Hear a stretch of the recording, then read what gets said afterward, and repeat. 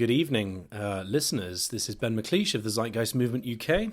If you don't know what the Zeitgeist Movement is and you've randomly clicked on this podcast, I'll take a few moments to explain before I begin my wrap-up of Zeitgeist Day 2014.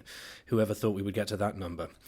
The Zeitgeist Movement is, to all intents and purposes, a grassroots apolitical movement that attempts to align a worldview based on the naturalistic worldview built out by science over the years as we've come to understand how the universe works, the limitations of our environment, as well as the amazing possibilities afforded by same. It does appear, however, that in the great history of humanity, we have deviated somewhat from what should be expected of some kind of organism that would live on a planet like Earth. In fact, the fact that we even call it Earth when it's so clearly ocean might be a hint at how we prefer to align ourselves, at least ideologically, with what happens to be around us at the time. I ask you, as in a roundabout and semi-serious way, would we call the planet Earth if we all lived in the ocean? Anyway, enough of that. We attempt to align the basic operation of society with sustainability, real sustainability, not the kind of greenwashing that we get when we swap money out for resources by saying that we'll do carbon trading, which can really be explained as the polluting for profit motivation. And to really afford ourselves the greatest technological innovations that we know that we can have. These are the kind of innovations that are routinely discovered but are never really put into practice because they may lead to something like abundance or the resolution of so many of the problems we see. War, poverty, preventable disease and illness, conflict both on the micro scale, so on the street level, between family members, different racial or ethnic groups, even different sporting groups. We see this kind of thing happening. Remarkable, really. All the way to the macro level. And that includes, of course, the wars between countries over usually resources. Our maintenance, our point here, is that if we actually work together as a planet, imagine that, and as a united species where we say, well, we're all going to have to get on. And you know what? If we did actually do that and did actually share our technology and our amazing resources and all the stuff that we've discovered, then we would all actually live better lives, including the richest of the rich now, who live very limited lives and still breathe the same air, the same polluted air as the rest of us, and are still subject to the same diseases and are still subject to the same plane crashes and the same assassinations that happen when political in-groups and infighting take place and endanger their lives too. I'm no bleeding heart for the elite, but we wouldn't have an elite if we actually spent our time improving the lot of everybody. So that's a very basic overview. Of course, there are many, many hours during which we take this view and try and expand on it in many different directions. Of course, the first thing comes back, how do we get there? What about prisons? What about countries? And all the rest of it. Of course, these are all extremely valid arguments and extremely valid inquiries as the listener or the viewer attempts to align themselves with the worldview and try and process it.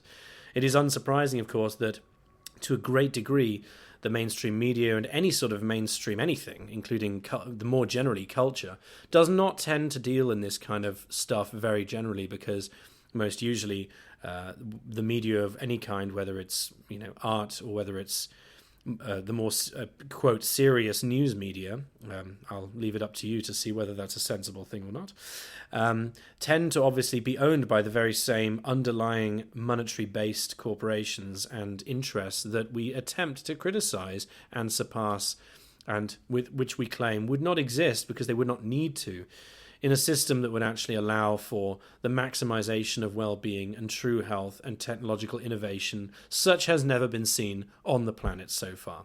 We're getting glimpses of it every now and again. Amazing stuff comes through, but it seems that only those things that are really mostly allowed through and are adopted on a wider level, either due to basic practicalities that are enforced by the limitations of the system we currently have, or due to consumer, as they call it, ignorance, just the non-knowledge of what is actually possible, tends to be far below the kind of par that one would expect from what we do in fact know and what we have discovered and the kind of great renovations to our society that we could make. So I'll leave that with you, dear listener, if this is all new to you, and I would just recommend you Google us. We have a lot of materials out there. The nice thing is they're all absolutely for free or at zero marginal cost. I'll explain what that is in just a minute. You can check TZM official channel on YouTube. That's all of our videos, of course, or at least one version of them. There are many, many mirrors, of course. You can also check TZM official channel on SoundCloud, which is a very new channel, which is, of course, for audio only. And we're just getting going with that, but that's there as well. And we also have, of course, the usual Facebook pages, and most notably now we have actually authored a book that's taken many years to write that encompasses our worldview from the very premises of what modern economics demands and where those claims came from. Thomas Malthus, David Ricardo, all the rest of it, how we ended up with an idea that economics must somehow be based on scarcity, that there can't be enough to go around, and that limitation equals freedom, the impinging on other people's freedom equals their freedom and your freedom, and the idea of competition overall would somehow yield collaboration overall and a minimization of waste through the maximization of disposability due to cheapness. I am at the moment looking at the tail end of my laptop and my mobile phone, and I've had both for less than a year. There is a reason for this. Humanity knows better than to build things that are this poor. It's just that at the moment we prioritize building them this poorly so that we can keep that cyclical trend of consumption going. Unfortunately, I'll have to break it to those people who think that this is somehow an impingement upon their voluntarism. It is not voluntary to live within the bounds of your environment, or rather it is, except you will eventually die off and so will everyone around you. So while you haven't aggressed against them, while you have been voluntarily consuming the resources of the planet with little regard to the overall information that would be available to you when you consider the world around itself, you broaden your scope and have a real look at what the environment can in fact afford. You can, I suppose, tut, as the last vestiges of civilization collapse around you, that at least I wasn't coerced when it happened. Sorry to be so aggressive with that point, but it's something I see continually. The idea that opting in is somehow something. Well, okay, fair enough, you don't have to opt in, but then the results, unfortunately, affect us all. Anyway, one of the methods that we communicate this I should say where the book is available. The book is called The Zeitgeist Movement Defined, and it is available for free in full text on the zeitgeistmovement.com/orientation. It's hyperlinked, so you can jump to different sections. It is available also as a hardback, or rather a printed copy, I should say. It's actually a softback on Amazon.com, and we sell that, but we sell it at zero marginal cost. In other words, Amazon requests a certain amount of money in order to actually print and distribute the hardback itself. On top of that would then come the author's fees. Those are zero. In other words, when you buy a copy of the book, we get nothing. Amazon gets the, whatever it is, $5, $10, I think, might even be $11. It varies every now and again. They go up and down based on their bizarre algorithms. That all goes to Amazon, and that's purely for the physical copy to be bound.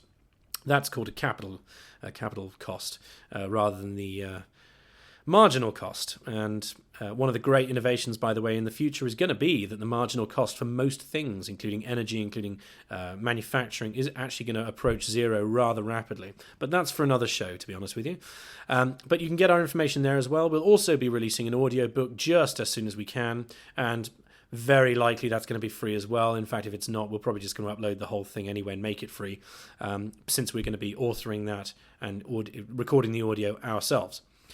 So that's enough from the overall overview. We do every year we do several events, and we do several different coordinated efforts to kind of spread our word, and we do this in different ways, including showing documentary films and then discussing them. That happens with the London and at least the Baltimore chapter. I know at least of those that do it. Of course, there are many, many chapters around the world that do a lot of things that we never hear about because people just autonomously do their own thing. It's wonderful. It's unguided and to some extent can be quite exciting and varied in that way. But one of the things we do every year is Zeitgeist Day. And this year we actually had unprecedented media coverage running up to the event. These events variously take the form of TED-style lecture series where 5 or 6 or maybe 10 people will get up and read out or hold pre-prepared lectures that discuss our ideas in application to a certain part of the economy. So the main event this year was in Toronto, and I have here a wonderful clip from Matt Berkowitz to describe just how that went. Hi, everyone. I thought I'd provide the global community with a brief recap on this year's Global Z-Day event that just took place in Toronto on Saturday, March 15th. Firstly, I just want to extend a huge thank you to the Toronto chapter for bearing the burden of planning this year's main event. I'd particularly like to thank Ryan Diamond, Emily Charles Donaldson, and Victor Mora for their execution of the day's events, and the whole weekend, really. We had a dozen or so speakers give presentations throughout Z-Day, all touching upon different aspects or extensions of what the Zeitgeist Movement puts forth. Ryan Diamond and Lawrence Alvarez each gave presentations about various aspects of the Toronto Tool Library and how their success with it provides a unique platform for those wishing to put into practice one aspect of the values that TZM educates about. Likewise, we had a fellow named Jacob Curie Moreland who discussed similar ideas but with respect to a seed library, and more broadly, building food infrastructures that surpass the conventional need for money. Sticking with the same sort of concept, Kate Emma Smith gave a presentation on something called iFixit, which for those who don't know is an organization that provides the tools for anyone to be able to repair their electronics. Quite a wonderful concept. In a world where mountains of e-waste lie rotting all over the third world from our reckless consumption economy, this is a wonderful little project that really empowers people with the values TZM puts forth. So all in all, this was a great presentation. Then we had our Global Chapters Coordinator, Gilbert Ishmael, give a refreshing presentation on TZM chapter activism, some of the pitfalls to avoid, including unrealistic expectations, and some of the more helpful outlooks to have when being part of a chapter. Gil was followed by Leo Beeson, who came all the way over from Colombia to give a talk about how we can transform the workplace into one that embodies the values TZM promotes. And then Emily did a captivating talk on the power of social media to inspire social change. I did a talk promoting a scientific basis for morality and how this understanding would extend itself into substantial need for reform of our social system. Rachel Yap did a brilliant talk on fear, its various upsides and downsides, how it is used for social manipulation, and how it can be overcome as we transition our values from those based in our current market system to that of a sustainable model that we talk about. Peter Joseph did a little bit different of a talk than usual, partly looking at the stock market as a manifestation of both the extreme distortion of the market system and really what the market is at its core, a proxy system where value is only recognized by its monetary return rather than a measurable public health return. And Professor John McMurtry did a long talk on his insights into the cancerous nature of our global economic system and how we must transition into a system based on what he calls life value analysis. All of these were recorded and are being edited as we speak. Hopefully they will be out in the next week or so. They will be uploaded to the TZM official YouTube channel when they are ready. That's all for me, I think. Matt was also on CFRO, a local radio station in Vancouver, on Monday evening on a program called The Rational to discuss feedback to Z-Day and to discuss more broadly the ideas of a resource-based economy to a mainstream media audience. I've excerpted some of that here, but you'll find the original video if you go on TZM Vancouver on YouTube and have a look at their channel. It's the most recent posting as of March the 26th. Basically, for those who aren't aware, our movement looks at the structural root causes of many of our social problems, trying to find the real undercurrent to, what really causes poverty, war, environmental destruction, not just looking at symptoms, but real root causes. And from there, we essentially conclude that our socioeconomic system we live under is not capable of solving these problems. So the Zeitgeist Movement puts forward a train of thought that encompasses science and technology that can help us solve these many problems. And now, with the conversation in Toronto, does anybody like other chapters, like Ben McLeish in London, I'm assuming was he in Toronto at the time, or was he in London for? No, I think he had to stay back in London to help out with their Z-Day there. Did they get a chance to listen or to the conference? Well, it was broadcast. It was streamed live, so for whoever was able to catch it, it was available, and it was all filmed, so it should be up. All the recordings should be up on the Zeitgeist Movement official channel on YouTube shortly. I believe the first one is already up with Peter Joseph. So go deeper of what the conference was and explain to our listeners in Vancouver what this means with Z-Day a little more. Sure. again, the Zeitgeist Movement, we're a sustainability advocacy organization. We operate within dozens of countries worldwide, within several hundred cities worldwide. And Z-Day is essentially our official informational style event, as I mentioned, like a TED-style conference. And the goal is to sequentially provide different aspects or angles to what the Zeitgeist Movement promotes. Now, I was invited this year to do a talk. I decided to do one called A Science of Morality and Society, where I essentially provide the philosophical groundwork for what could be termed a science of morality. So essentially figuring out, using science using science to help us answer moral questions or values.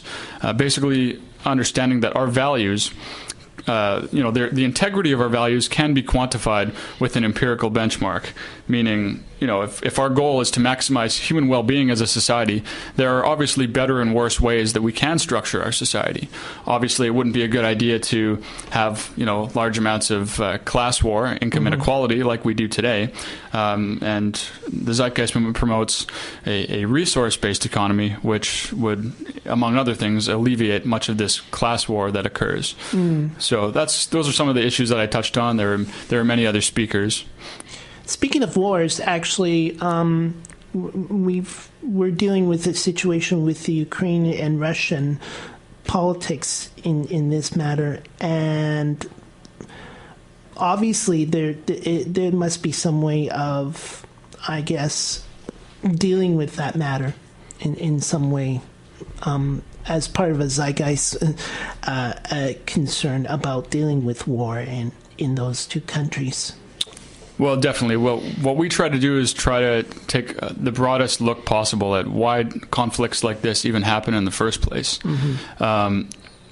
And essentially it has its basis in the market system, where countries essentially are divided up, and each country obviously doesn't have an equal amount of resources.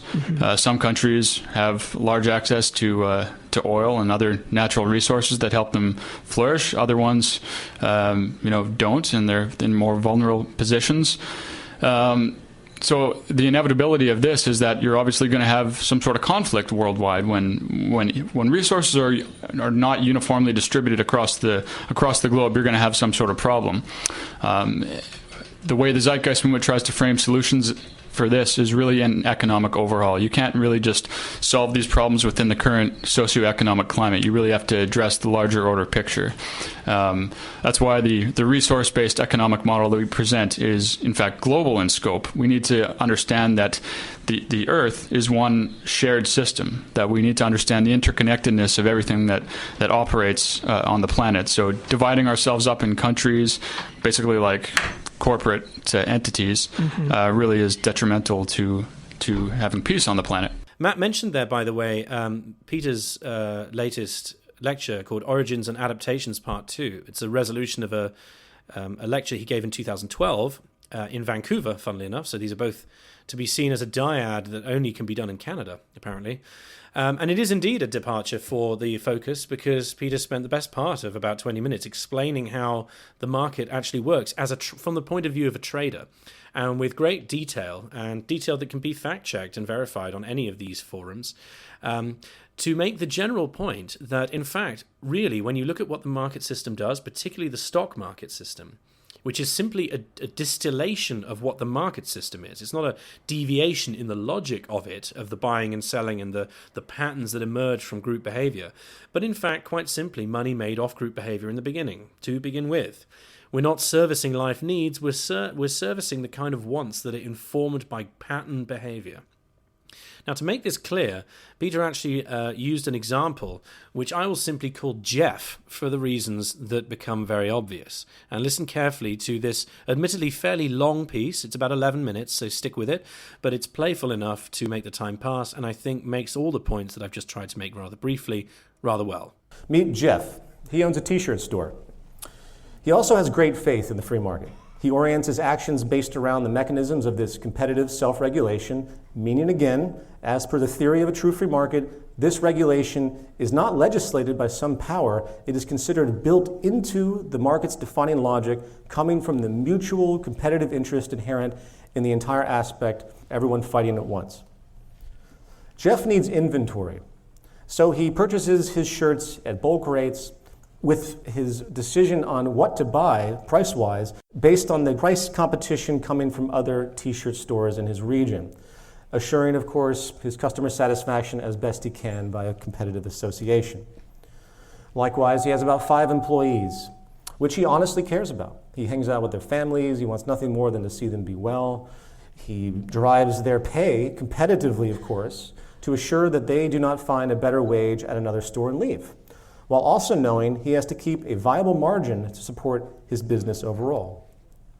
Jeff is also socially conscious in the traditional sense. He is aware of problems with pollution, resource overshoot, and common environmental issues on the planet, and considers himself eco-friendly, doing his best to be earth-friendly. He recycles religiously, he even rides his bike to work every day to help try and reduce CO2 pollution.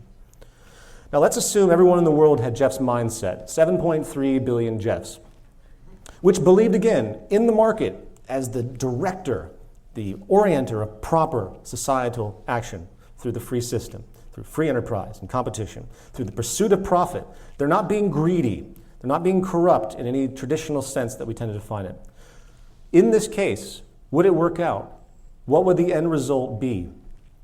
Would the global market achieve full employment, humane working conditions, a relatively high standard of living, and a generally balanced and equitable society?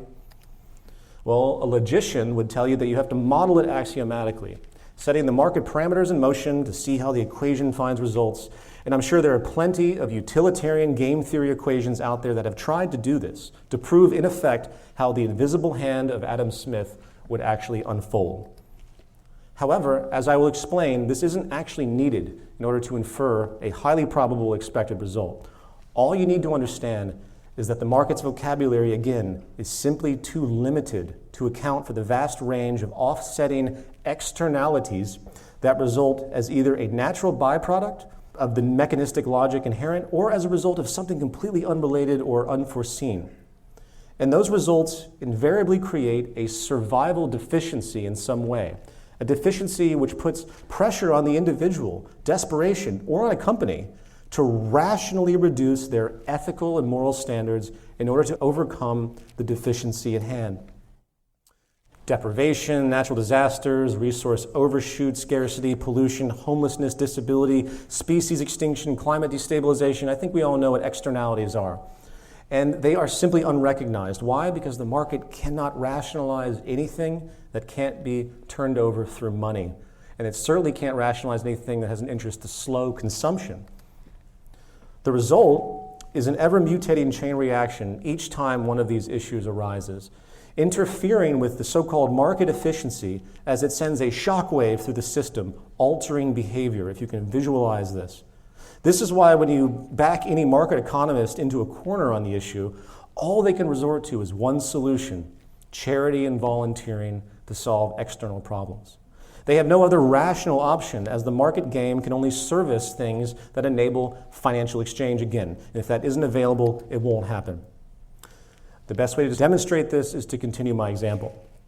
As stated, Jeff purchases his shirt inventory at bulk rates based upon staying price competitive with other shirt stores in town, assuring satisfaction by competitive association.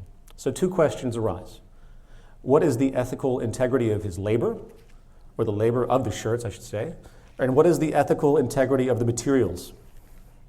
With respect to labor, it just so happens that a few years back, a typhoon hit the coast of Thailand, damaging its industries. Now, with limited means to keep money flowing in the local economy, and with little to no help from any financial establishment, since again, state intervention is deemed an interference in this world, a Western company, which consequently has had massive losses, due to a lawsuit, losing lots of money, they decide to offer contracts to this vulnerable society to manufacture clothes. And the only way this company can stay afloat is to offer 12 cents an hour for a 10-hour workday. This community in Thailand, of course, has no other recourse due to their misfortune, so they voluntarily agree to accept these low wages. Again, there's no internal state intervention or regulations to assure healthy conditions of the factory, and the market, in its most pure form, only sees competitive cost efficiency in that scenario. The results are, of course, poor conditions, poor health for the workers in the community who are barely able to survive on the wages in general. Back to the hiring company again, we don't want to demonize them. Are they being exploitative? Actually, no, it's not an issue of greed. They are trying to recover from a major lawsuit, an externality once again, like the typhoon, and they're short on funds and they're backed into a corner. They have 500 employees to feed. Then there are the shirt's materials, and let's assume cotton. As some may know, in reality, the United States still dominates the cotton market globally. And any of you who have clothes, say, made in China, odds are that cotton actually came from the United States. So as it turns out, the shirts from Jeff's store are not only being made by sweatshop labor in Thailand, by desperate people who have no recourse but to submit voluntarily to work for very poor wages. The cotton they are using was brought in on a shipping container coming from the U.S. traveling over 9,000 miles, one way by combustion power.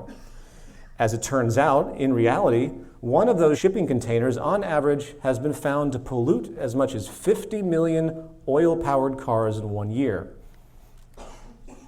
Why aren't U.S. companies just making these shirts themselves since they have the cotton, perhaps even alleviating the growing unemployment epidemic?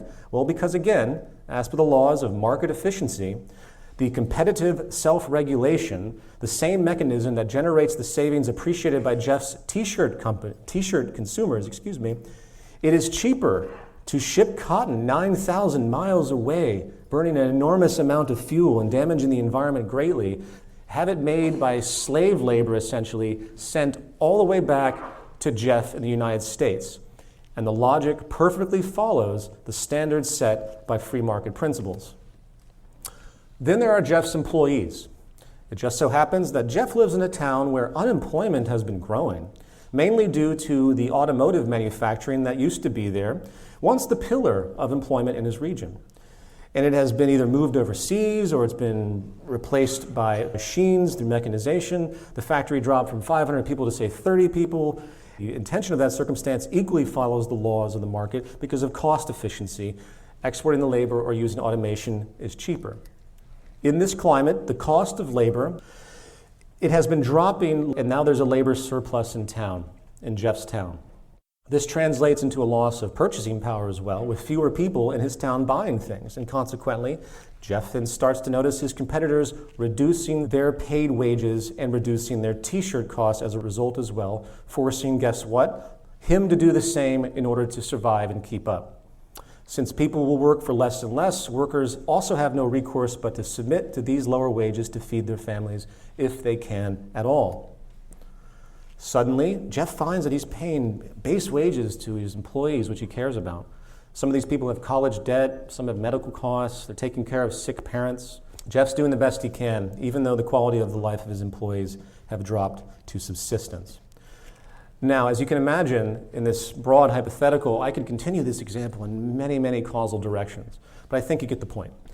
At no time is anything in play except the dynamics of the market as it is theorized by its proponents. And what disturbs this balance is anything that begins the trend, essentially, of deprivation, the externalities that it doesn't recognize. So I ask you, can we seriously consider Jeff as being ethical when sweatshop labor is making his shirts? Can we seriously consider Jeff as being eco-friendly when the materials of his shirts are being carted around the world 18,000 miles round trip in one of the most polluting transport mediums in existence? Can we seriously consider Jeff as being humane when he is the proprietor of a store that pays his employees the absolute base wage and they're barely able to meet their needs? Obviously, it's a trick question because it assumes isolated behavior and free will decisions absent external forces and pressures that inhibit and alter our behavior. This is why the idea of voluntary trade is an empirical absurdity. Can Jeff decide not to buy those shirts made by the sweatshop? Let's assume he tried. He bought American-made shirts and it resulted in a 30% markup.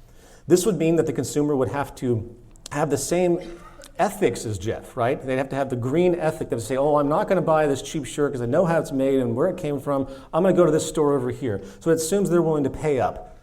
Yet, in America today, Still deemed the highest standard of living first world nation, 50% of all Americans don't have enough in savings to go 3 months without employment. While another study found that the average household debt is about $225,000 now, and many have less than $500 in savings. Do you think the first concern of most of these people is sweatshop slavery? No. Personal survival comes first, needless to say. You see, caring is an inconvenience. If you want to care about the world, you have to have the freedom and the ability to move around in a certain way, the luxury of caring in this system. And have you also noticed, on that note, that all the green products you see in stores, everything that's supposed to actually help health and be sustainable in the environment, are usually 2 to 3 times the price of normal goods? Apparently, you have to be wealthy to be a socially conscious consumer. The bottom line, I'm sorry to run this abstraction into the ground, is that an ethical equilibrium, mathematically impossible. State interference or not. The market simply cannot see or resolve the externalities that occur outside the board game, or even as a result of its own creation. And hence the idea of a clockwork market-oriented, competitive self-regulation, finding equilibrium in wages, employment, and ethical standards is structurally impossible. Peter Joseph there giving us an overview of why it is that we state that the market itself is the source of the problems that we see in the world. Pollution, environmental degradation, underemployment. The rapid move towards automated employment was not even touched on in that brief discussion there, as we are getting better at replacing human beings with ever more elaborate and live machines that can do the work for us, or indeed do the work in such a way as it resolves whole sections of the process that no longer need to be done by people at all, let alone be replaced by robots. We're seeing a die-off of employment. This was first discussed, or at least was most loudly discussed, by Jeremy Rifkin in his 1995 book, The End of Work, which I would recommend. Still, it has dated a little bit, but not that much. And a surprising amount of what he talks about in that book has come true. Some of it in abstraction. I'll give you one example that has moved, and that is the idea of three-dimensional printing, actually creating in each owner's own house or wherever they have their 3D printing, the model of just-in-time rather than just-in-case manufacturing. So, of course, at the moment, or at least for the last whatever how many decades, we've had large factories, usually in China, producing large amounts of plastic goods that get sent over to what we like to call the West, even though there's nothing westerly about it, in giant tankers, which, as Peter said there, could be as much as running 50 million cars for every trip. Now, just suppose that you are, instead of simply buying these plastic goods, let's say it's just a toy, in a shop that will have made that trip already and will have been manufactured in a large polluting factory over in China some way with slave labor doing the work. Instead of that, you produce this stuff at home on your 3D printer. Think of the cause and effect savings that is done there as you create your goods just in time rather than just in case, where large batches of goods that may be sold one day could be sold off.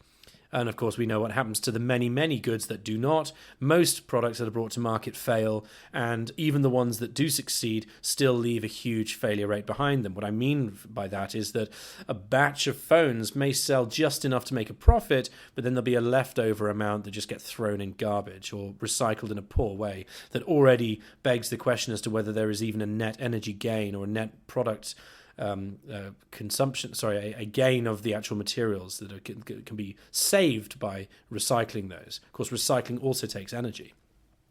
So this is really the attitude that the Zeitgeist Movement has.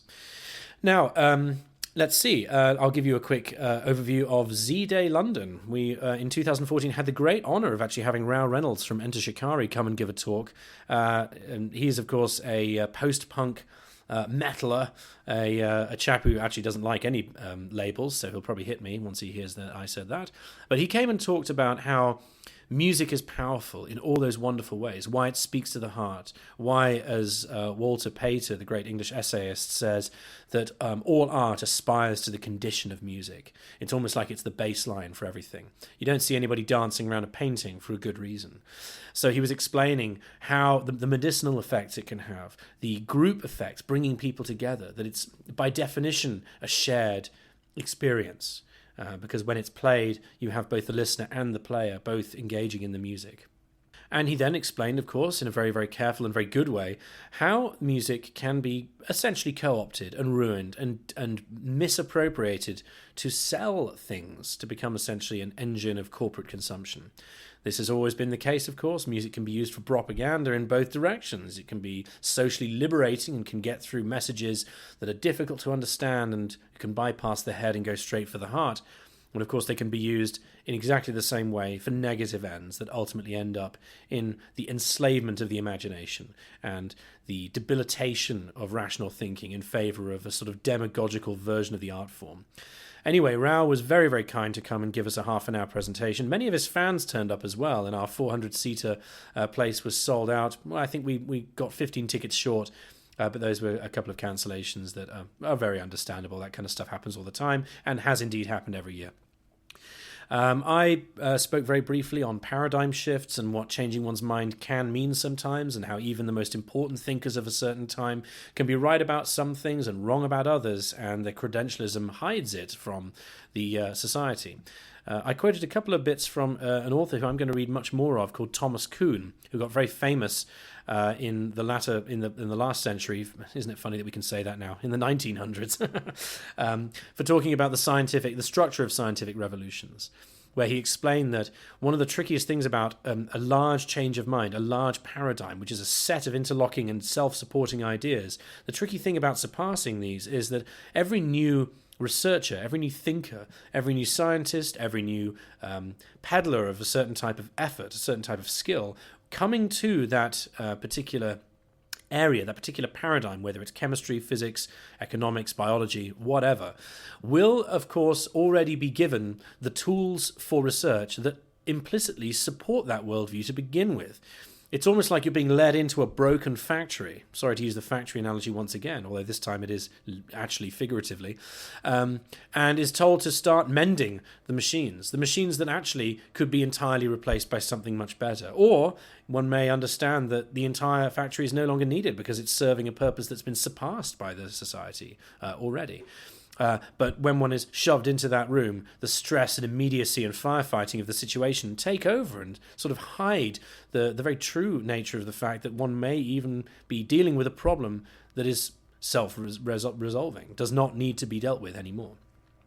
We also had some good stuff on motivation from Melissa, one of our ladies who runs the UK chapter, sort of manages our sites for us and does talks up in York as well. And we also had James Phillips, of course, who is by now very well known to the movement, our chap who goes into schools and tries to spread the scientific rationalism of what one can do with the technology that we have now, and asking kids very gently, without talking really about a resource-based economy or about the Zeitgeist Movement, why it is that if we can create vertical farms that produce incredible amounts of food at amazingly less amounts of energy, and can do astonishing stuff. I learned new stuff about that kind of agriculture from Jim's presentation, which he does to children, to give you some idea of how out of step adult learning is with children's stuff.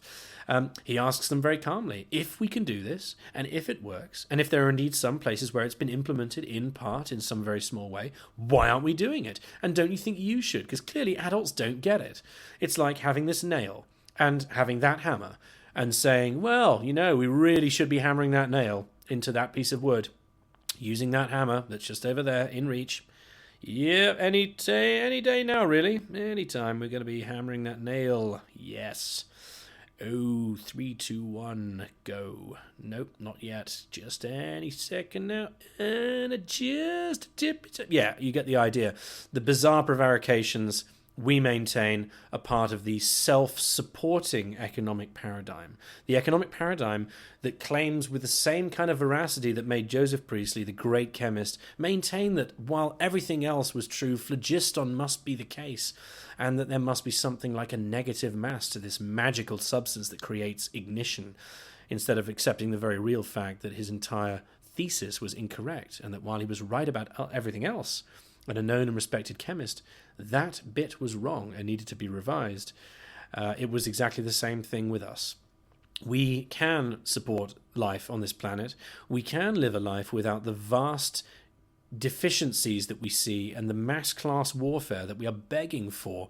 And yet the resolution of that is not to do with, let's take the Marxist view, the idea of somehow taking over the means of production. That doesn't really get you all the way. We're talking about the resolution of class and the automation of production, two things that are going to be talked about with more detail as we go on throughout this year. Anyway, there were multiple other events as well. There is still one, let's see, on the 29th of March, in 3 days' time. If you're listening to this now and you're near Los Angeles, you can actually go to our science fair style event there as well.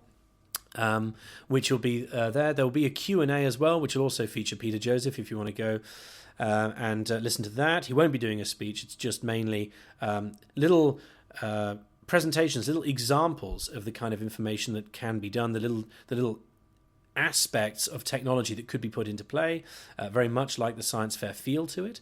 And the rest of the events, there were 3 in Germany: Berlin, Frankfurt, Cologne. Some of their stuff has been posted online already. We will, of course, also post the UK events online. And I know, as far as I know, in April, Cardiff in Wales will also be doing their Zeitgeist Day. They needed an extra month to do it as well. There's no law as to when Zeitgeist Day happens. It tends to be mid-March, just for the sake of the impetus of it all. But some chapters do them later. Some even do them earlier. That happens as well. And then we... Also, running up to Zeitgeist Day, we actually had 2 spots on RT, followed by another one after. And I intend to play at least 2 of them now. I don't want to bore the audience with too many cutaways, but here is, I think it was on March 6th, here is Peter Joseph appearing on the RT show Boom and Bust. For my next guest, we bring you a completely different perspective on the economy. Now, Peter Joseph is a filmmaker and founder of the Zeitgeist Movement, which is a sustainable advocacy organization. Now, the movement believes that social issues such as poverty, corruption, pollution, and war are all a result of an outdated and inefficient social structure. They advocate for a new socioeconomic model, a natural law, resource-based economy. I sat down with Peter earlier this week to talk about his ideas, and I started off by asking him to explain what he thinks is wrong with our current banking system. Take a look. Starting with the banking system and the financial sector, which I would say is a carcinogenic adaptation of the underlying premise of capitalism. The system itself isn't designed to cater to what we would term technical sustainability or social stability. In other words, you have something called market efficiency, which, as we all know, has to do with the movement of money, the acquisition of efficiency for profit attainment, the need to have economic growth to keep people employed. All of these attributes require servicing and in truth, require technical inefficiency. So the more we improve society, the more we have technology that can be used for extended periods, the more we adapt our technology, the more we're able to create sustainable products, the more we're able to solve problems, in other words, the less fuel there is to drive market efficiency and keep the economy going.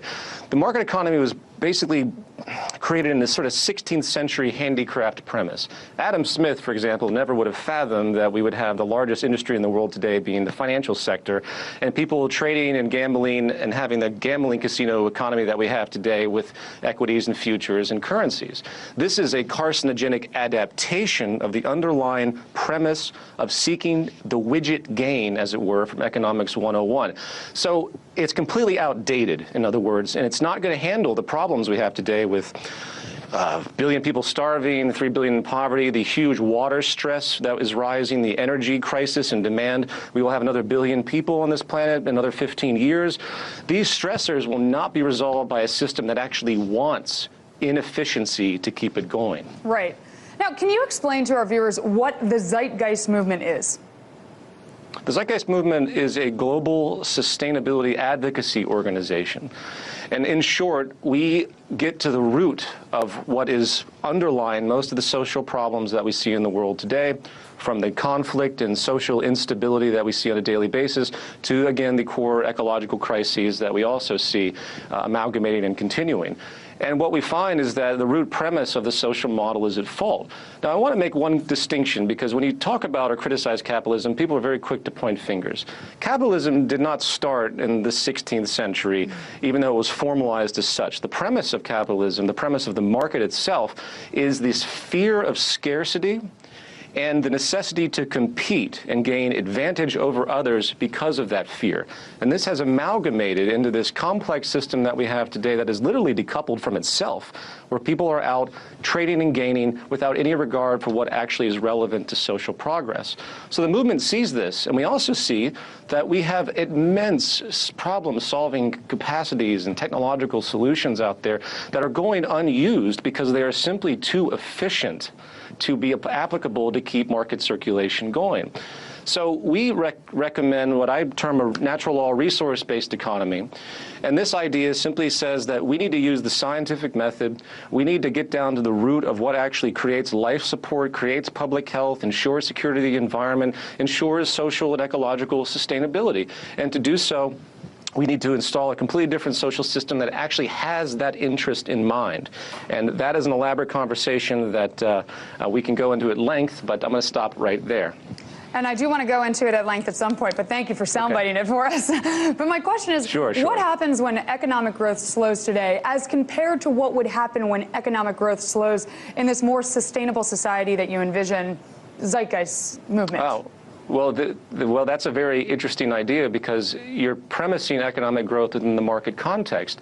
There would be no economic growth in the same theoretical understanding in a resource-based economy.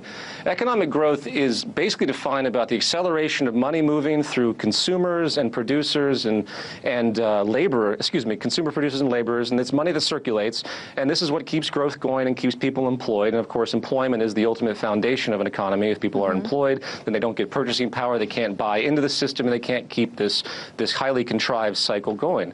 In a new model, in a socially sustainable model based on the scientific method, we don't have economic growth. You have actual tangible production to meet human needs, and you use the high propensity, the highly optimized sustainability and efficiency protocols, you could call them, that we have derived from nature that says, okay, you shouldn't overuse this resource because it's scarce. We should use high propensity resources that have good abundance rather than deplete, say rare earth metals for arbitrary purposes, such as cheap cell phones that you can buy for 99 cents that end up in a landfill and never recycle because they're not designed to. So economic growth is a contrivance of thought coming from the monetary economy, and I can't even think of a way it would exist in a new system, other than the concept of simply producing to meet human needs in an access type of society rather than a proper needs society, which is another point that we can touch upon as well. So I hope that makes sense. It's a market contrivance, economic growth. It does, but my follow-up to that is, how would a non-monetary society be more sustainable? Because it would be based on actual technical premises of sustainability, things that we don't do in the monetary system because market needs turnover, market needs inefficiency.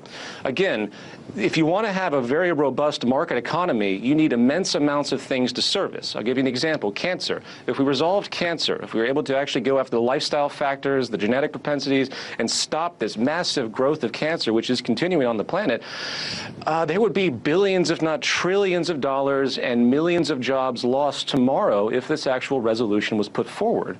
So if you can extrapolate axiomatically that example to what it would mean to make a car that lasts 100 years. Well, imagine, for example, if we had a housing structure, we had advanced housing structures that had advanced production of produce in our own homes. And we also had 3D printing machines that were based on nanotechnology that could produce the basic housewares. Basically, capital goods becoming consumer goods, in other words. What would that mean if each of us could go, say, a month without buying anything? The entire economy would collapse. So the system is not predicated on saving, conservation, or anything that you can, in a classical sense, would deem sustainable. And I'll add one more thing to that, because I think it's adjacent to it, and that's the idea of social sustainability. This system produces conflict. Its core driving mechanism is imbalance. I mean, it's hard to use the word exploitation because everyone thinks you're a Marxist, but it's very, very true. If you're going to do cost efficiency, which is the core driver of saving money in this type of economy, meaning that if I start a business, I need necessarily to maintain competition to pay my laborers the least amount I possibly can so I can stay afloat and be competitive, outsourcing to third world labor, what have you. This is inherently destabilizing because you're creating immense wealth gaps. And again, it's this carcinogenic incentive system that's where we are today with one of the largest wealth gaps in human history. And it's only going to get worse, I'm sorry to say, especially when the stressors of the environmental crises really hit. The wealthy are going to continue to compound their greed, which greed is based on fear, continue to secure their positions, and you're going to continue to see larger and larger wealth divides until, of course, as history has proven, you end up with probably a revolution of sorts, which we are seeing periodically around the world right now for similar economic reasons. You know, it's interesting, Peter talks about revolution there. One of the next subjects I really want to get into, and it's going to take me a good few months, is going to be a history of revolutions that have happened within Europe and America, and really digging into the underlying causes and the languages used and where they come from and everything else. But there we are. That was Boom and Bust on RT. Actually, there was a second part that was aired a couple of days later, which I'll play in just a moment, but I don't want it just to be a collage of clips. I want to do some talking as well, of course. But there you have it. Once again, this is a kind of description we're trying to give, is that it's not actually to do with the political stance of particular sections of society. It's not to do with one class ruling over the other, or even the anarchist idea of no class whatsoever, even though that's fine as well. The notion that there is no moral right and it's not self-justified that one may exert force or rule over another, which is much better expressed by the anarchist school than it is by the modern right libertarian one corporation over the people model, which it ends up being. But that claim, the moral inherent immorality, I should say, for ruling over others, doesn't actually contain within it any information about how that is technically achieved. Because unless you eradicate scarcity, unless you make the base stability of a society and its malleability with respect to upgrading the society and improving the lot, which does require actual tangible effects and requires tangible study and collaboration, if that is not in some way strategically and scientifically set as a baseline, you can claim all you like about the idea of it's immoral to handle over me and to you know, don't tell me what to do, man. That's fine. All right, have that. But you need to have a scientific basis for this, not just a moral one. That's why the anarchists are half right and the right libertarians are completely wrong.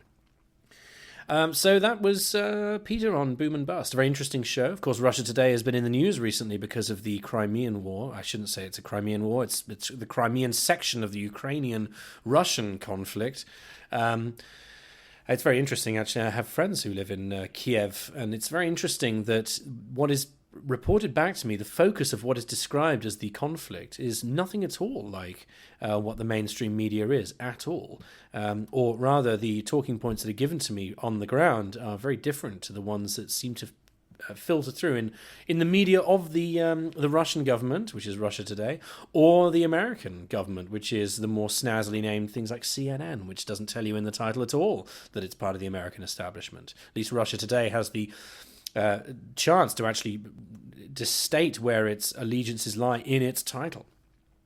But of course, there's been a lot of that recently, and I would recommend the latest Breaking the Set shows by Abby Martin, great friend of the movement, actually, and a sometime contributor to the Zeitgeist Media Festival last year with her visual art.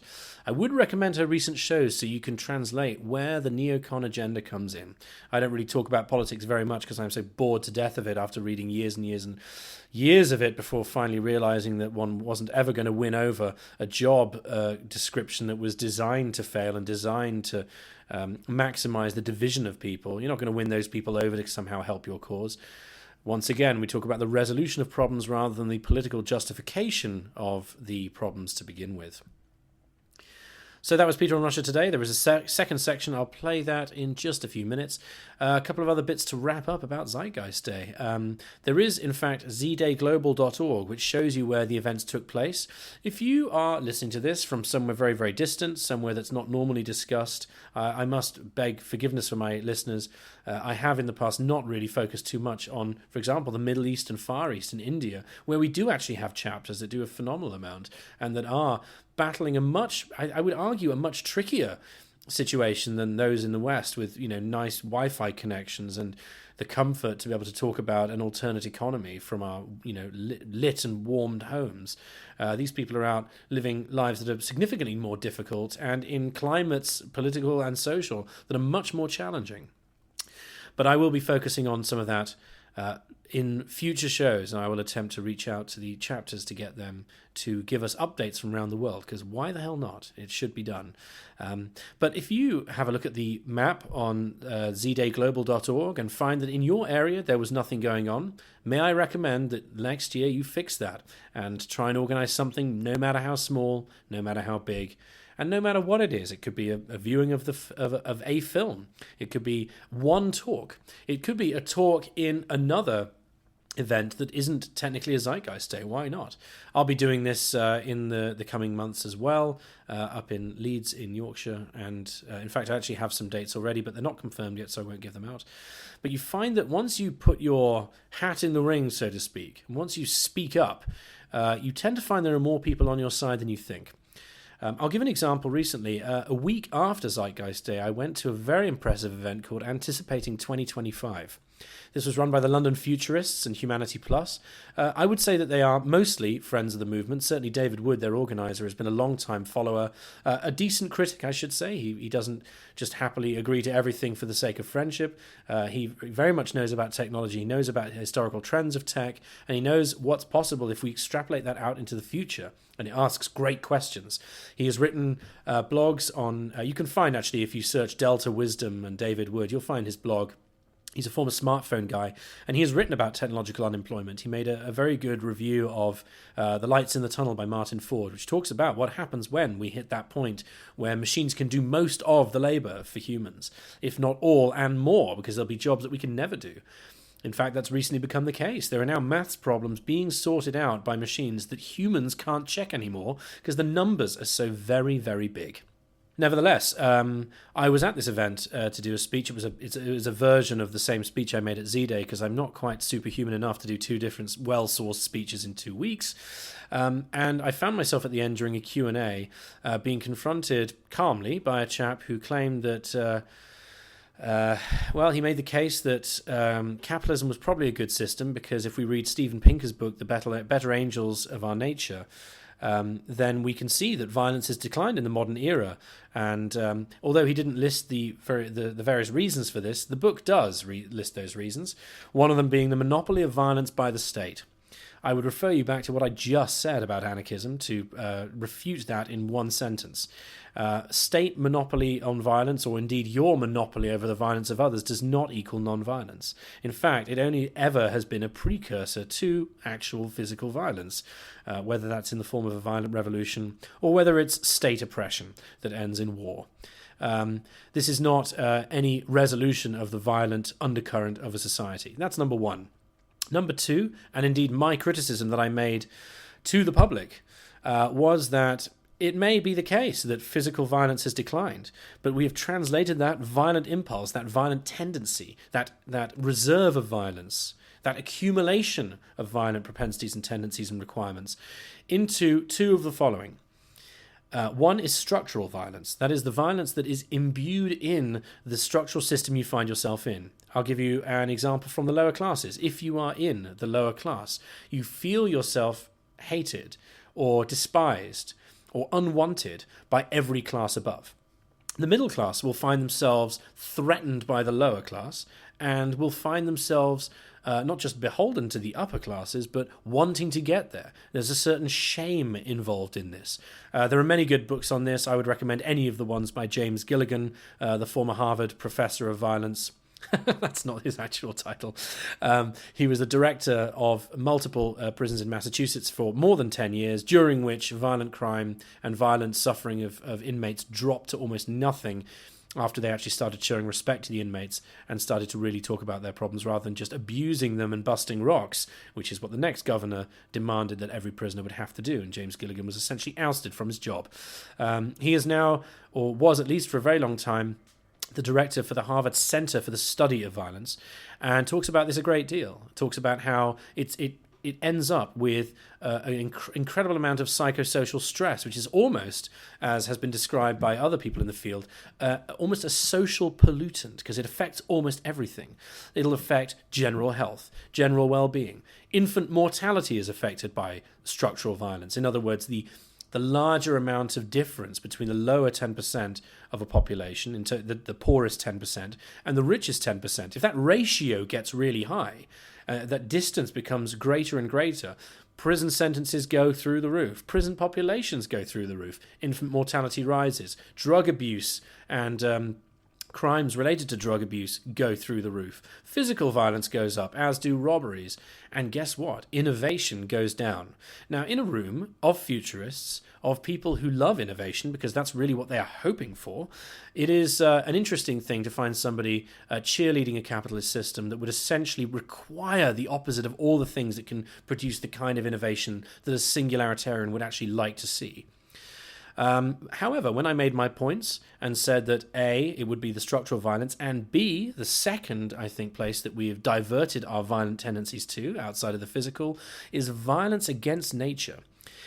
In other words, the idea that we have quite simply, instead of stabbing each other over dinner, we've now outsourced our violent and demand input to the environment to pollute the earth so that we can create enough things to sell to each other so we won't enact force and violence on each other in terms of physicality. This, of course, is an unambiguous loss for everybody, since it's going to come back to us whether we like it or not. We do, in fact, share the environment, even though we can't share the spoils of a system that requires restriction and scarcity and the idea that you pay to play. We do share the environment. That's not a communist thing to say. It is, in fact, the case. You breathe the same air, you drink the same water, and when an oil spills or Fukushima melts down, we all bear the consequences. Since we all bear the consequences of the negative side, shouldn't you think that we would bear the consequences of the positive side as well? Well, on that note, I'll leave you to listen to Peter's Boom and Bust 2, and I'll be back after that to speak more. Money. It's been around for thousands of years in one form or another. In fact, according to economic historian David Graeber, historical records in ancient Mesopotamia around 3200 BC show a well-developed system of money and a complex credit system as well. So, naturally, most of us see money as a necessity and a sign of civilization, but not Peter Joseph. He sees capitalism as a failure and wants to return to a time before money and eliminate private property.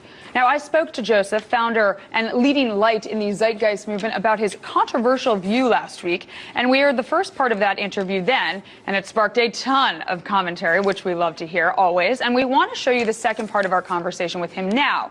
Now, I started off by asking Peter to explain why he thinks our current economic model is doomed and what differentiates his view from Malthusianism. Here's what he had to say.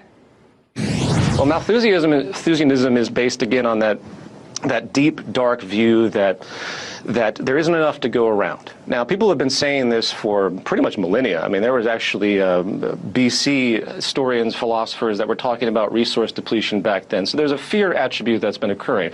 Malthus, of course, said that there's a geometric increase in population when more resources are provided, but yet resources increase arithmetically. So with that, you automatically assume that you can justify the billion people starving. But that is technically disproven because of the more with less ephemeralization. Here's a word that I suggest people look up, coined by a brilliant engineer, social thinker, R. Buckminster Fuller. Ephemeralization has to do with the fact that we, as we've progressed our technology, can do more and more and more with less and less and less. And again, this is one of the additive contradictions, or I should say the contradiction of the additive nature assumed by capitalism once again, that says we're going to produce more and more and more and more efficiency or more and more produce. That means we have to have more and more people and more employment. Exact opposite. Technological unemployment is an exact result of this exponential increase of information technology that's allowing us to do more and more with less and less, which is why the real true core of the unemployment crisis on this planet, especially in the West, is not the state interference or anything else. It's the fact that we're finding more cost efficiency with using machines that can run 24 hours a day in many cases, no plant shutdowns, no insurance and everything else. So I hope that makes sense. So the Malthusian premise is utterly outdated and completely wrong, by the way. I mean, poor populations reproduce much faster than wealthy populations. It has to do with education, it has to do with a number of factors that I won't go into, but it's actually completely incorrect. Peter, what is the doomsday scenario to this money-based economy, in your opinion? Sure. Well, I think that there are About 3 nails in the coffin. There's the debt crisis, which is wholly hilarious if you look at it in abstraction. We have the S&P, for example, said that by 2040 we're going to have pretty much 60% of all countries insolvent. Actually, most countries today are already insolvent if you use traditional standards of credit ratings and agencies that you would apply to the individual. The United States has been insolvent for many decades. This debt, there's at least a couple $100 trillion in public and private debt in the world that is literally impossible to be paid back because it's about 10 to 20 times more than the actual money in circulation on the planet. So that's going to be hitting the, well, you know the old phrase, it's socialism for the rich and market correction capitalism for the middle class and the poor. That also applies to countries. So the United States will continue to float into empire status along with the other first world nations with their excessive and incredible debt, while the other nations will be held subservient. The World Bank will come in, they will apply austerity, which basically makes them slaves eventually to the upper class of the countries, just like it happens in the person-to-person basis with third world labor and exploitation, sweatshop wages from Nike, for example, because the people in those areas don't have anything else, so they'll take 8 cents an hour. So the debt issue is a huge problem. Then there's the energy crisis. The demand for energy is going to double within the next, I think, 2 decades. We also have another billion people coming. We also have immense water crisis, as I mentioned before. These things, if you want to see real social destabilization, let's not resolve any of these issues. If you want to see another world war, let's not resolve any of these issues. The core driver of major overall doomsday scenario situation like this will be the 3 nails in the coffin. The final one I forgot to mention is unemployment, which is related to technological development, and it's called the contradiction of capitalism by some social theorists. And this basically means that we want to use cost efficiency, we want to save money, we're going to keep applying mechanized labor, which is increasing exponentially, especially the service industry now, which is being quickly replaced by AI in many different ways and automated systems. And eventually you're going to have to keep moving people around the new sectors, and we're going to run out of sectors. You know, the great Luddite fantasy is they assume that there's a 1-to-1 correlation, that technology will create jobs as fast as it's replacing jobs. Absolute nonsense. The human brain cannot learn and adapt as quickly as our exponential increase in technology, and the profit motive will be, ironically, the thing that shuts this system down and reduces purchasing power due to mass global unemployment. And what does that mean? It means social destabilization once again. And the final thing I'll mention, of course, in concert with these 3 issues is the complete and utter environmental disregard. It was reported by a UN-affiliated agency in the late 90s, if I remember, no, 2002, that we need 27 more planets to meet demand by 2050. 27 more planets. Wow. If we were to continue the rates of consumption. So, and I will add one more thing because of the neurotic obsession with this American dream. Do you have any idea what would happen if the rest of the world actually achieved what the United States has with its incredible resource consumption and its incredible use of energy and everything else? If the rest of the world achieved that, which is what they're trying to do, which is what China's been trying to do, which is a complete ecological collapse in many ways, the entire system would continue to disintegrate into nothing as well. So I take this from a few different angles, but I'll stop there or I'll keep rambling because it's a very exciting subject to me, and I'm very concerned about the future of the planet. Me as well, and I want, you kind of touched on this before, but I want to revisit it.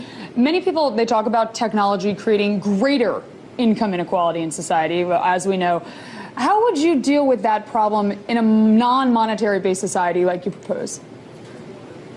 Well, I think a further description of what this new social system that the Zeitgeist Movement is proposing would need to be explained, because inequality, it's a complex subject because what defines stratification? What is class? I mean, somebody who is a very low in the socioeconomic ladder, that's a janitor, say, at a school, might be the best softball player on his team in his hometown. So the class relationship and status comes in many different forms when it comes to human society. And the elimination, the creation of economic equality, meaning the ability to create an access society where people can have access to everything that they need, bypassing the hyper-acquisitive neuroses that we've conjured up to keep our consumption economy going, of course. You have to have sustainable values if you want to have a sustainable society. And I look at people that have large, huge, enormous mansions and 2 jets parked in the front lawn as a form of violence against the general population because it's unsustainable on the whole. But that's, of course, for another subject. So the core issue to me when it comes to stratification and class relationships is that if we really want democratic, democratic balance. Everyone in the world wants to think they're in a democracy and think that their voice is heard. They want equal participation in their society. If you really believe in that type of idea, then why not demand economic equality?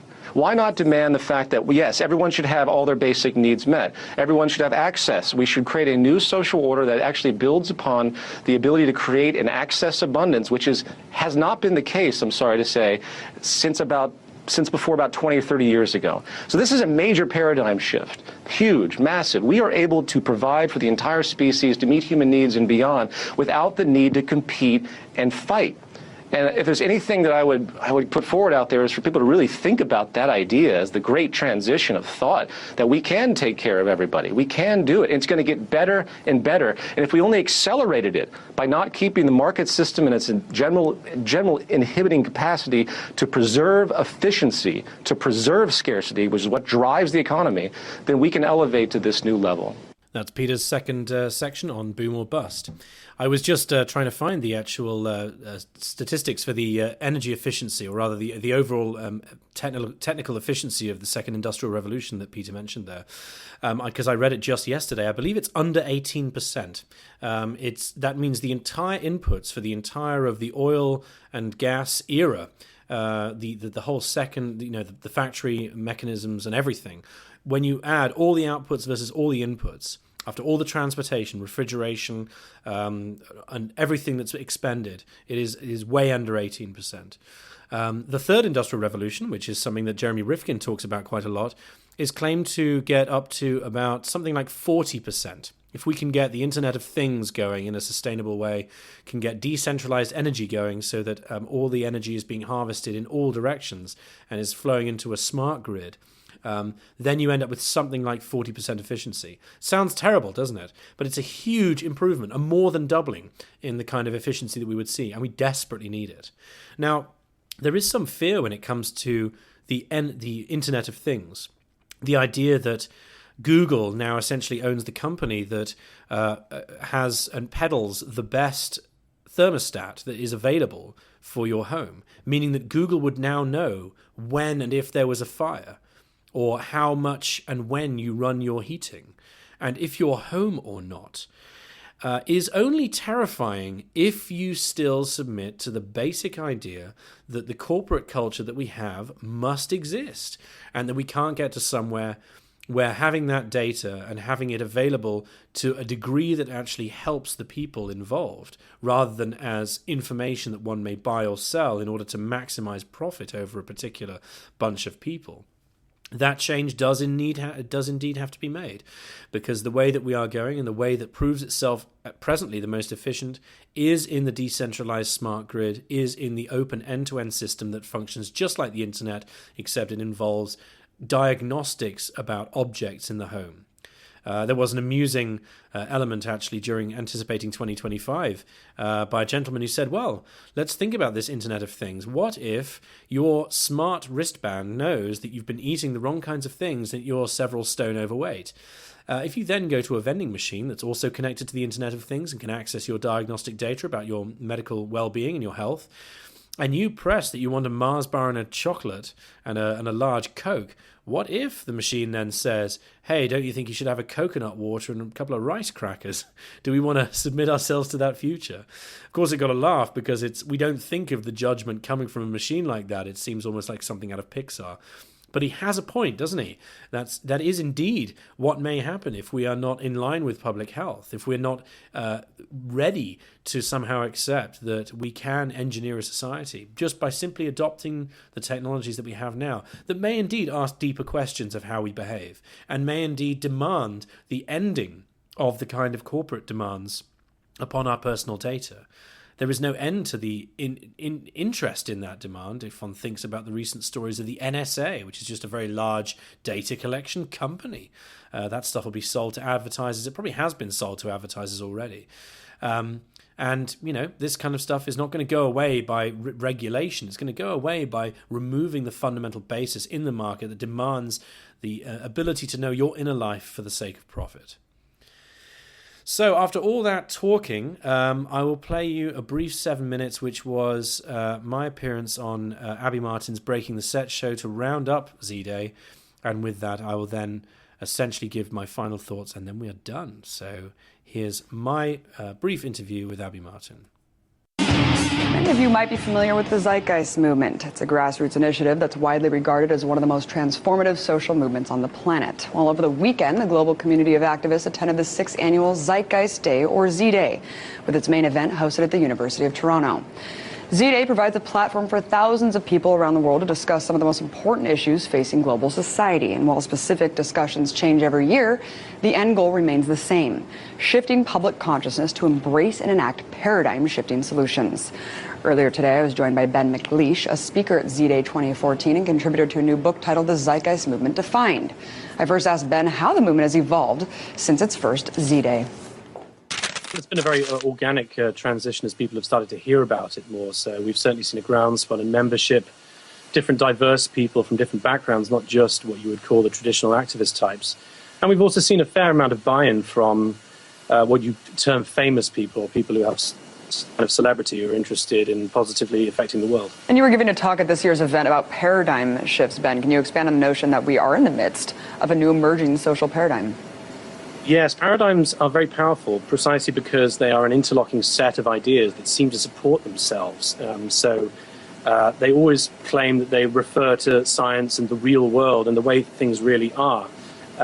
You can see quite clearly how ridiculous this is when you go back and see that we used to believe in tooth worms for almost 4,000 years with no physical evidence whatsoever. Or the divine right of kings, back when we thought that kingship needed to be justified that way. All of these things are always claimed to be absolutely natural. The paradigm we find ourselves in now is probably the most dangerous one because it's certainly a mode of behavior on the planet that doesn't take into account at all the resources that are actually there. We assume that it's completely infinite. And we're still very much on a centralized ownership and control-based model when really decentralized and open and available models are really what we're transitioning towards, and which are the most stable, the most sustainable, and include, by definition, the most people possible. I've discussed the Zeitgeist Movement before with its founder, Peter Joseph, on this show, but can you describe really briefly for our audience what a resource-based economy is? And you're talking about the transition and the importance of one. How can we transition from this paradigm into a resource-based economy? Sure. So a resource-based economy, quite simply, is an economy that explicitly uses the best in science and technology for the welfare and concern of humanity and the biosphere. It's a remarkable fact that the modern paradigm, whatever you want to call it, whether you want to use the snarl word capitalism or anything else, simply doesn't take this stuff into account. So it's a deliberate worldwide understanding of our interconnected nature on this planet, the fact that we do have a planet to live on, and it is, for all intents and purposes, a closed system that we have to maximize in, and we have to really look after the resources. Now, that includes things like replenishment rates, it includes basic human needs being serviced and looked after and served in general by the society. And the only way to really do that, to follow real efficiency rather than the sort of market efficiency of profit maximization that we see at the moment, is ultimately in the most important sense, going to yield a moneyless society once we really get to functional utility of things. So that's the general overview of it. To get there, well, you can't do it without education. You can't do this to a room full of blank stares and minds that have not been organized to understand what is actually important in life, why we do actually prefer science and technology in, it seems, everything except things like religion and economics. These things seem to be somehow not in line with it. You're talking about open source technology, things like that. You've cited Wikipedia in the past as an example of what humans can accomplish when information is free. But even Wikipedia is governed by mob rule. So who would make the decisions in a resource-based economy? It's not so much that we want to make decisions, it's that these decisions become arrived at. There's actually a very decent writer called Clay Shirky who wrote a very good book called Here Comes Everybody that describes organization without organizations and describes how essentially as a matter of creating a decentralized open source and available system for anybody who wants to participate, you can mass organize information and create byproducts that essentially don't mean that you have to put anything to a vote. It's a sort of a byproduct of the system itself, the integrity and the the correlation of each individual to the other and the availability of information on a mass scale that actually allows you to arrive at decisions very quickly. We do this now. I mean, nobody sits and tries to work out where the bandwidth of the internet should go tomorrow. It's something that through load balancing and intelligent feedback systems and almost approaching the sort of neural network idea of artificial intelligence is something that is essentially produced out of the system functioning correctly. I just wanted to get this out of the way. For those who think that the Zeitgeist movement is Marx's ideal, is the utopia of Marxism, can you explain why it's not? Sure. The end goal of the Zeitgeist movement is not to exist anymore. We want to create a world that no longer requires the basic advocation and the delivery of understandings of why science and technology form the cornerstone of anything that's good about your life and about the life around you. And this has not been the case with any of the sort of so-called political movements of the past that want to see sort of a 1,000-year rule or any kind of permanent installation of their particular ideologies. We don't peddle in ideologies at all. We peddle in rationality and wanting people to finally think for themselves and not immediately knee-jerk and say, well, who do I vote for to get this in? You can't vote for anybody. There's no person that will do this for you. This is the byproduct of you understanding that the idea of voting for a human or a set of humans amid a systems-governed world is itself an act of irrationality, is itself corruption. Ben, you collaborated on a book that just came out called The Zeitgeist Movement Defined. It's also available as an ebook. Can you talk about what the book is all about? Sure, I've got a copy of it here. What we did, it was after many years of requests, is that we've spent the best part of about 3 years really compiling the front-to-back train of thought from where we are now presently with economics, what actually is important, the various understandings of things like systems theory, and again, we talk about paradigms a lot, all the way through to the fundamental building blocks of how one might approach building a society on the planet that really is in line with the natural world that we see and that would maximize not just the biosphere, not just humanity, but indeed both. And we put that all together in an extended set of essays, fully referenced. Many hundreds of sources are in there. So if anybody is finding themselves blankly staring at the screen, not really understanding what I'm saying, our book is available completely for free on our website, or there's an at-cost available order from things like Amazon and Lulu. Thank you so much, Ben McLeish, speaker, Zeitgeist Movement. Really appreciate you coming on. I actually will close with a story from that same book that I listed in the interview, Clay Shirky's Here Comes Everybody. For Joyceans amongst you, you'll know that phrase actually is from Joyce's Finnegan's Wake, of all things. Clay Shirky, a sort of technologist and a studier of group behavior on the internet, relays the story later on in his book. I believe it's at the end of chapter 10, but I'll post this in the show notes once I found it, where he talks about the interfacing of his group of Perl script writers with AT&T at the time. AT&T were looking at collaborating with them, and they were talking variously about how they form their code, the products they could do with it, and then they asked Clay and his band of coders, where do you get your support from? In other words, for the code. And they said, we get ours from the community, because there is a free community-based Perl scripts website that used to offer user-based explanations of problems. Sort of, this is something that's very, very familiar to any person who uses the internet. You can go anywhere and ask anybody, sometimes on Facebook, most usually on chat places or on particular websites. I'm thinking, for example, of WordPress. If you've ever created a WordPress website, there's always FAQs and real community Q&As and help that's always offered. And Clay describes how AT&T simply did not understand what this meant. When Shirky's group said, we get our support from the community, in the words of the book, they may as well have said, we get our Thursdays from a banana. It made no sense that something that was free, something that was ungoverned, something that was emergent via the systems connectedness of all Perl users and the internet and the various fora that appear from that one could rely on anything to do with this sort of general community rather than something that was actively paid for, and that even though if it did take a couple of days to get back to you, at least it was service. So they tried it out. AT&T posted a question, or rather Clay's group posted a question for them during the talk, and before the end of the meeting it had been answered. Now, it didn't matter that this example had actually proven the community support for the Perl scripts in practice, because it didn't validate the idea of a community-based support rather than paid economic, financial support for Perl in theory. So there one sees that even in the face of actual evidence, even in the face of a demonstration of the power of groups when they're given the tools and access to be able to share information, can actually trump paid services as an emergent creation.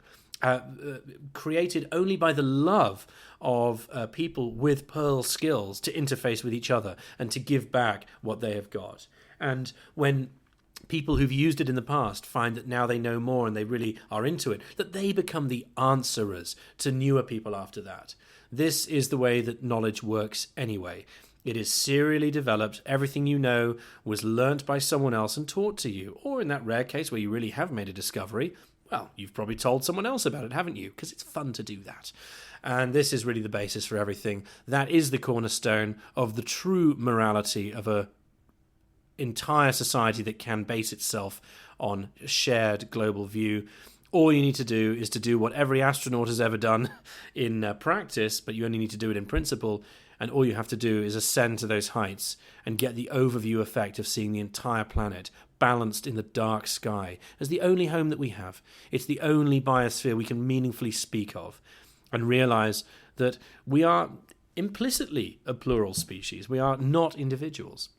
In fact, if we jump right back down from the very understanding that we live on a planet and the world around view that one gets marginally by traveling, I can prove to you that you're not even you. You're not even individual and singular. Because for every one human cell, there are 10 microbe cells. So in other words, you're not even really here listening to this broadcast. 10% of you, roughly, is.